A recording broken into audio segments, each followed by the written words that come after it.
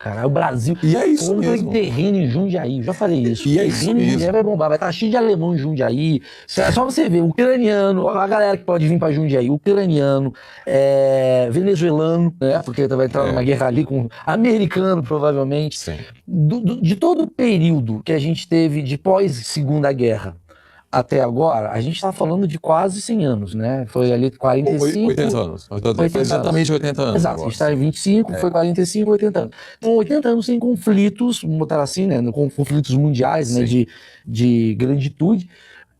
Seria esse o momento mais arriscado de todos? Ou a gente já teve momentos antes de falar, Maurício, a época ali da Guerra Fria estava mais pesada a situação do que agora? Olha, em primeiro lugar, estamos hoje vivendo muitos pequenos conflitos, ou conflitos menores, alguns produzindo milhares e milhares de vítimas.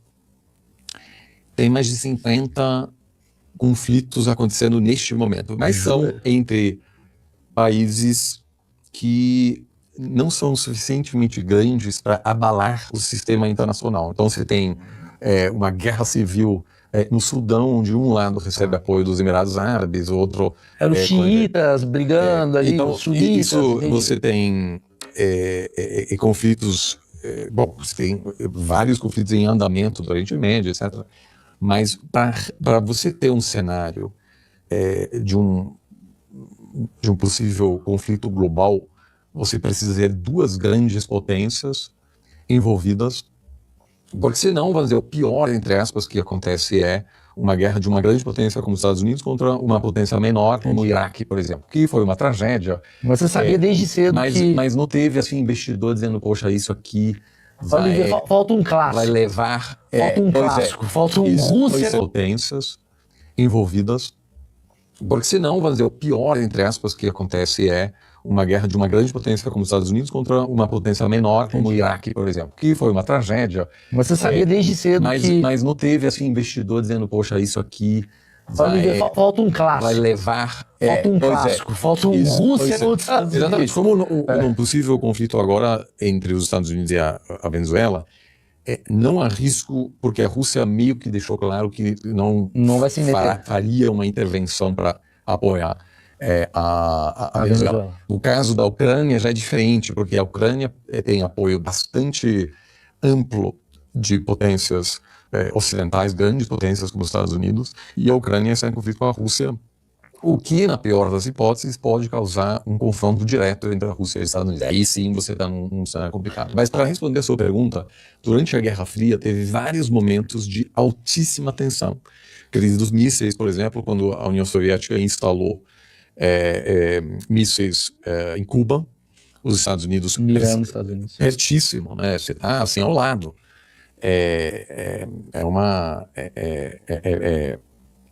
Poucas milhas, né? Ou seja, os Estados Unidos identificaram aquilo como uma ameaça, obviamente, contra a sua própria segurança e instalaram um bloqueio naval para não possibilitar a chegada de navios soviéticos, e aí você estava no momento 50-50, realmente, Sim. assim, de muita tensão.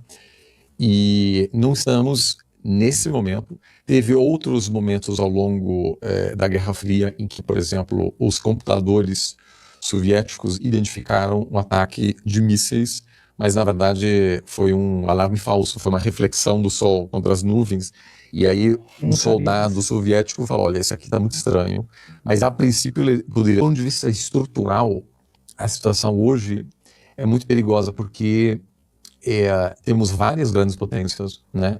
Envolvidas de alguma maneira, então né? tem os Estados Unidos, tem a Rússia ressurgente, que está buscando recuperar a influência perdida depois do colapso da União Soviética. Você tem uma China emergente, que busca estabelecer sua esfera de influência na sua região, e aí, obviamente, causa fricção com as Filipinas, com o Japão, com a Coreia do Sul, com Taiwan. Alguns desses países possuem amplos laços militares com os Estados Unidos.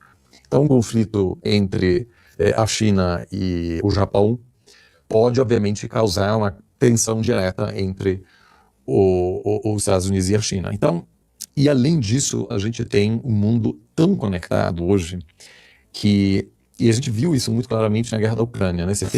A Rússia invadiu a Ucrânia a Rússia é o principal exportador de trigo e a Ucrânia De é o gás. quinto maior exportador de trigo. Só para dar um exemplo de trigo, gás também. Sim, sim. Muita. Então você teve aí uma grande volatilidade e grandes importadores de trigo, por exemplo, o Egito, foram profundamente impactados, onde você tem milhões e milhões de pessoas que estão justamente acima da linha de pobreza, e se aumenta o preço do trigo importado da Ucrânia e da Rússia, de repente você tem uma massiva, um brusco aumento da pobreza, o que pode causar uma revolução, por exemplo, dentro do Egito, ou uma tentativa do governo egípcio de desviar a atenção, causar alguma tensão com outro país, em função dessa crise. São as consequências que ninguém econômicas imagina, hoje são vastas, tanto que o agro brasileiro ficou muito preocupado, porque havia uma possibilidade, havia planos dos Estados Unidos de sancionar empresas de logística marítima que transportavam fertilizante russo para o Brasil. O Brasil é dependente do fertilizante russo. Sim. E aí, se de repente o Brasil ficar sem fertilizante, O agro. o agro quebra. E o agro A exportação brasileira. é fundamental. E aí, além disso, você tem outro problema. O agro quebra aqui e a segurança, e obviamente o Brasil é fundamental para a segurança alimentar de muitos países. Então você pode ter aí uma reação que causa um colapso econômico, e isso obviamente eleva tensões internas e pode fomentar o nacionalismo. Então, como o governo Hitler na Alemanha buscou se aproveitar da crise econômica, fomentar o nacionalismo, o militarismo, a demonização de minorias, mas também de outros países que supostamente estão tramando contra a Alemanha, etc., que mereciam um lugar mais de destaque internacional.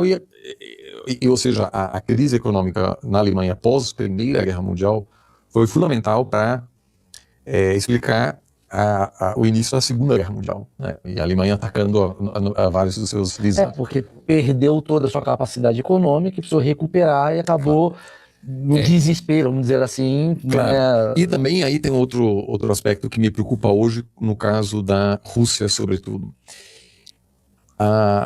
O que motivou o governo nazista foi reestabelecer a glória alemã do passado.